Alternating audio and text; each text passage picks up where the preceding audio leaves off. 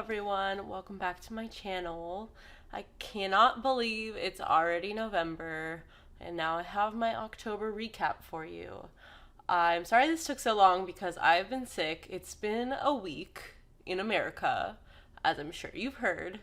So I took Wednesday off when I was supposed to film this video, and now it's going out on Sunday, which is fine. I needed it. I was coughing like crazy. I had bronchitis. I still am kind of getting over it, so I sound awful still too, so sorry about that.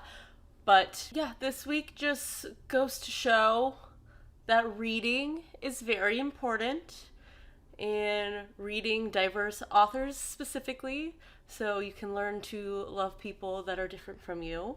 So on that note, let's get into what I read in October. October was a very, very busy month for us. We went on our trip to Switzerland in Lake Como, which you've seen the vlogs on, and if you haven't, go check them out. They were pretty good, if I do say so myself.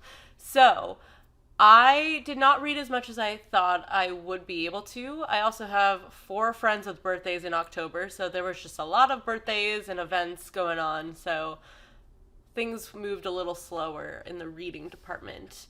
I thought I would be able to read on trains on my trip, but that was a no-go, so I was able to do audiobooks on the train.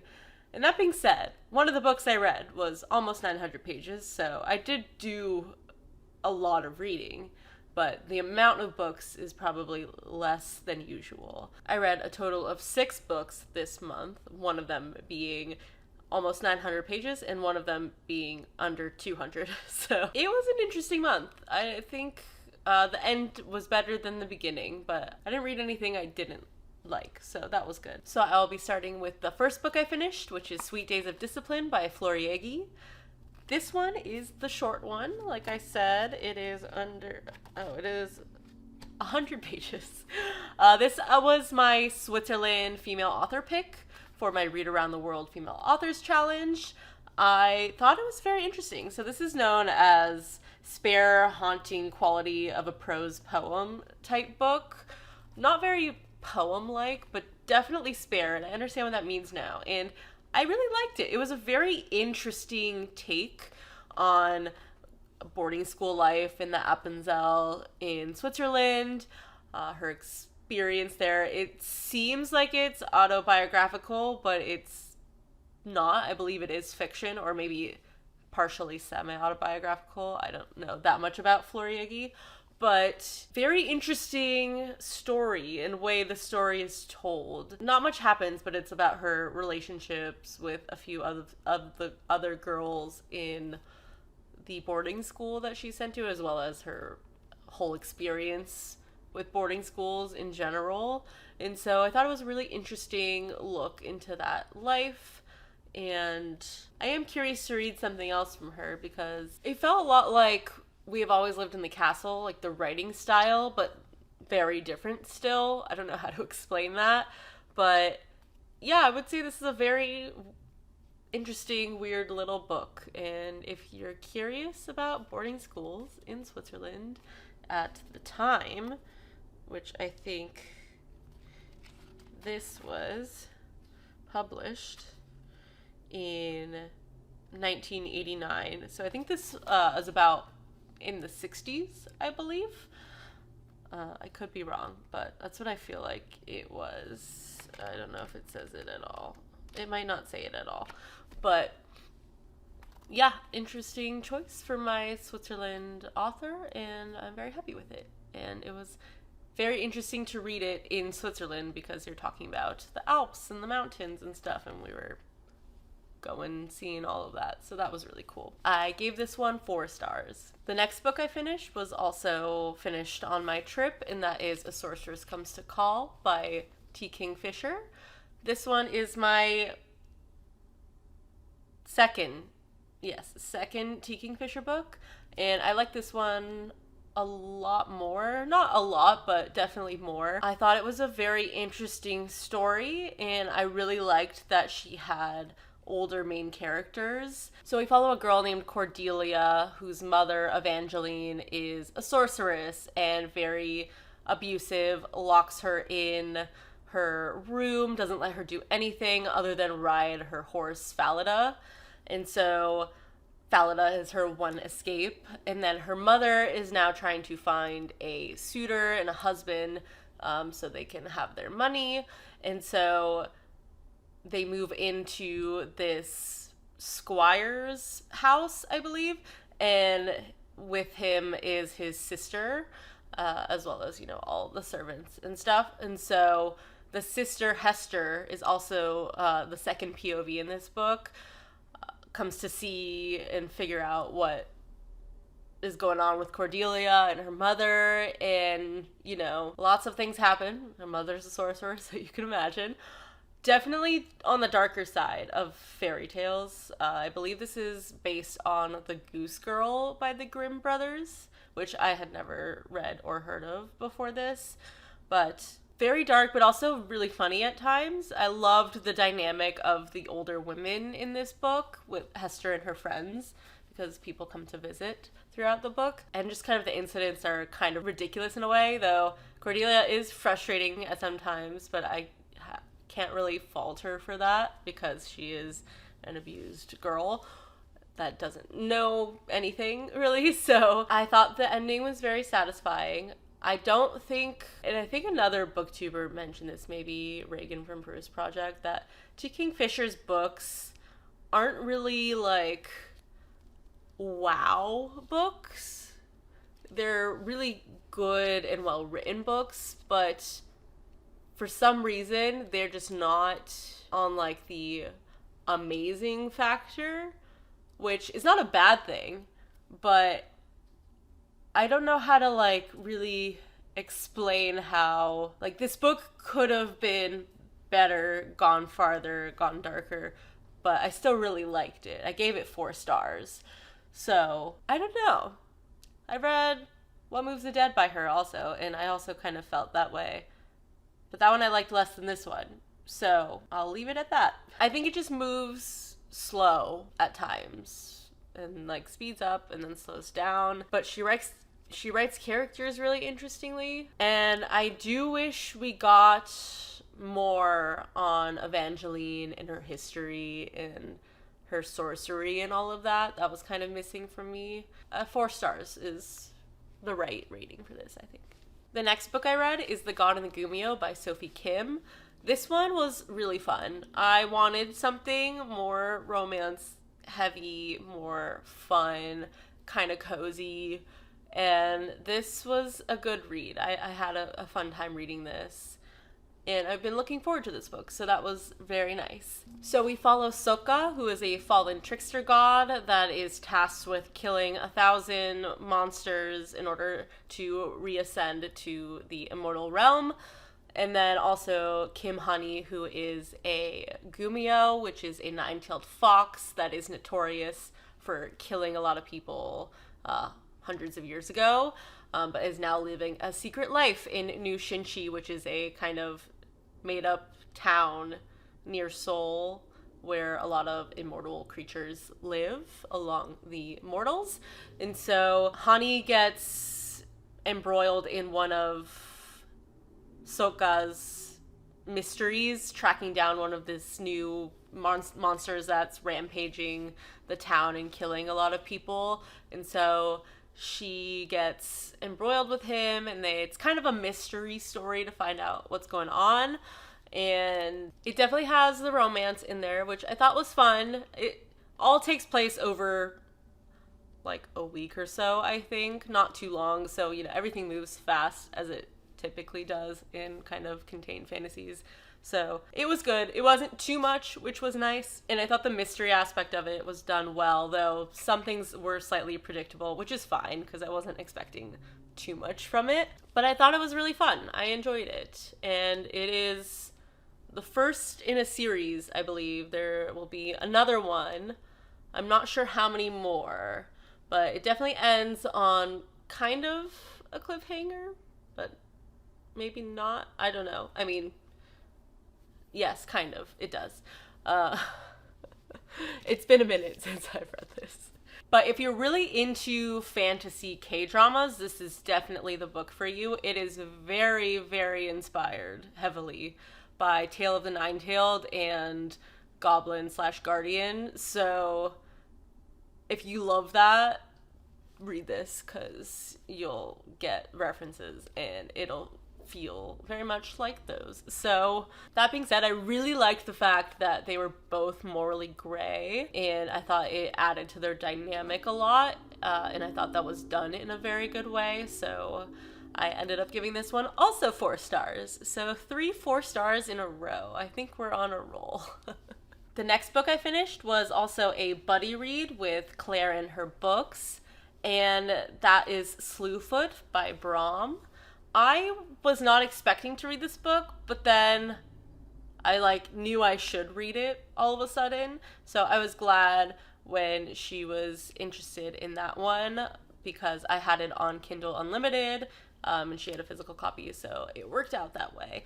But I was kind of wowed by this book just because we both agreed on this, which was very interesting, that it is unlike anything we've both ever read, and we can't really pinpoint why, but it is written so interestingly and in a structure that's very unique, which I love. And I don't want to spoil anything for you, but it's about a girl named Abatha who lives in a Puritan town in the new colonies, and I believe Connecticut, and she was basically sold into wifery by her father from London to go marry a Puritan man in the colonies. And so she is living on this farm with her husband, and they're struggling. They have issues with family and as well as the church. And so there's a lot of, Puritan craziness going on, which was very frustrating, but also just done in a very interesting way, I thought, and I really liked it because I don't usually love so much religion thrown into a book, but even just the conversations that some of the characters had about religion were really interesting to me, and kind of funny in moments, so that was a nice touch. But she gets wrapped up in kind of, something bad happens to her, and she gets wrapped up in this kind of, actually, I'm not going to tell you. Go read it. Because that was the more surprising part for me. Because I thought I knew where this book went, but I did not. And so that was a very interesting start. And there's this whole other side of the book that I'm not going to even talk about that I thought was so interesting and unique. And the ending was great, I gave this one 5 stars. I don't know if after a lot of time I will still consider it a full 5 stars, but as of now, I was just kind of blown away by it. I had such a good time. We both read it really fast. She read it in a day almost, so our buddy read, she kind of had to wait for me to catch up with her, and I was also reading other books at the same time, so it was a bit crazy of a period, but I was so intrigued by it, and I thought Brom did a really good job. And I did not realize Brom was a man, which is fine, but I think I might have called him a woman previously, so sorry about that. But yes, 5 stars, and I am very happy about it. And I think anyone who likes horror, because this is very dark, and definitely gory, and not for the faint of heart, I would say. So if you love horror and witches and the earth and the environment, I think this book is for you.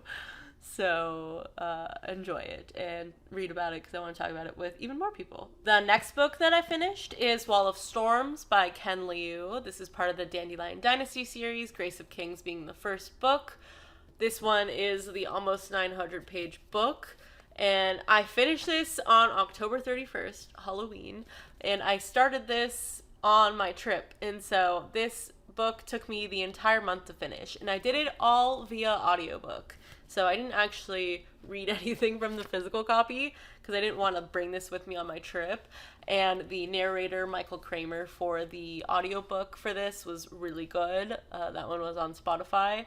I'm not sure if there's multiple versions of narrators, maybe for like classics that kind of a lot of people have done over time. So I assume there's probably only one audiobook version of this at the moment. But if there is multiple, I highly recommend his. I think he does the whole series, which I think I will tackle the other 2 books via audiobook just because I had a really good time that way, and I think I will get through them faster that way.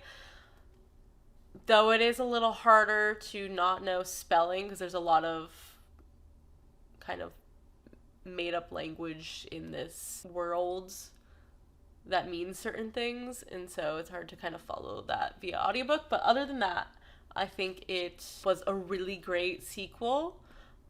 This one I also gave 4.5 stars. It didn't quite hit that 5-star mark. I think the ending was great, and I even cried, and it left it on a very interesting cliffhanger for the next book, but it wasn't as magnificent as I was hoping it to be.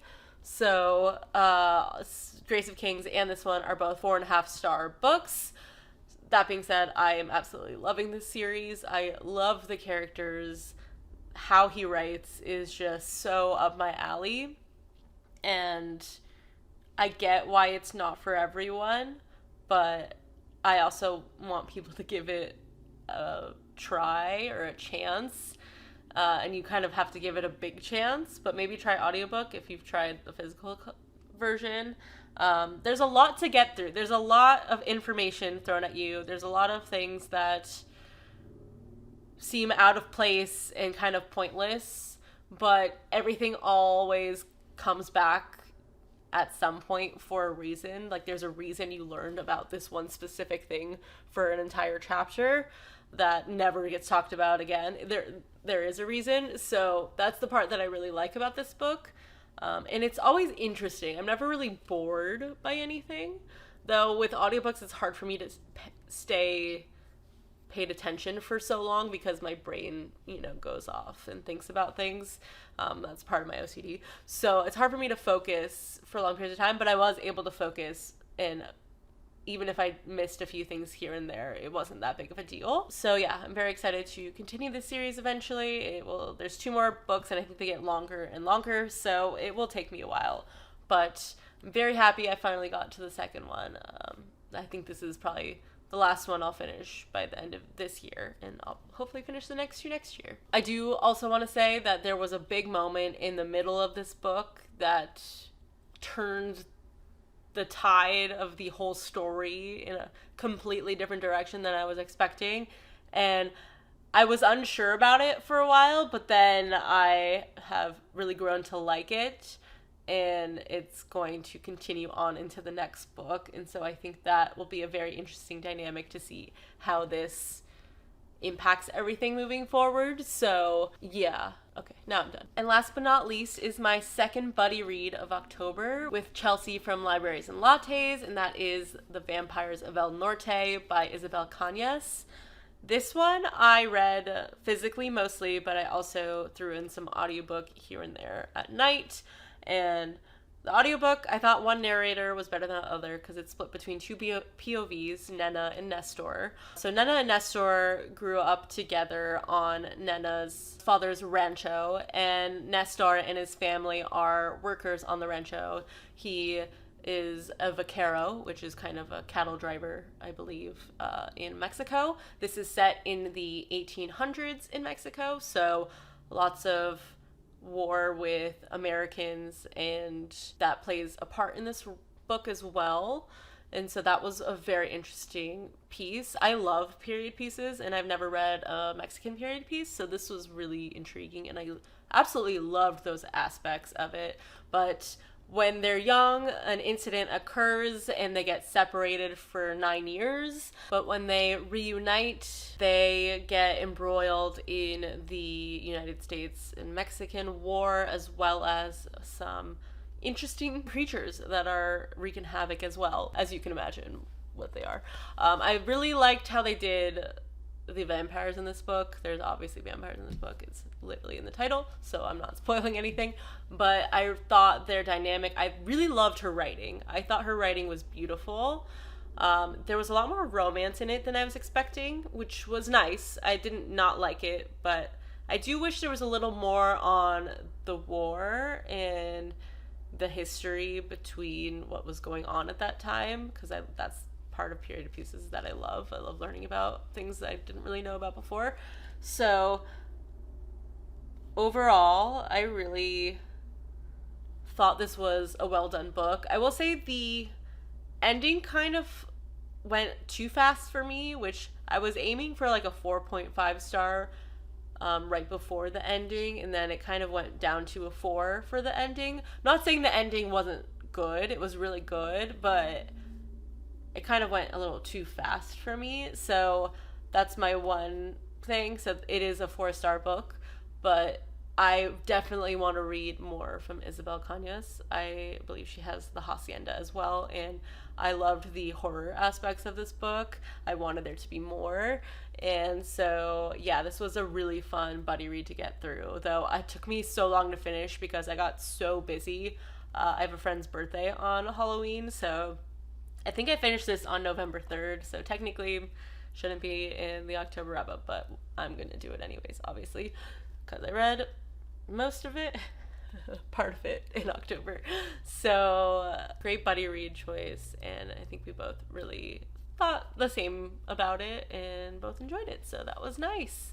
And that wraps up my October recap. It was a short and sweet one, and I'm hoping to get to more in November, and I've already have my TBR up, so you can check out that video as well. Thank you so much for watching. I hope you have a great day. Bye.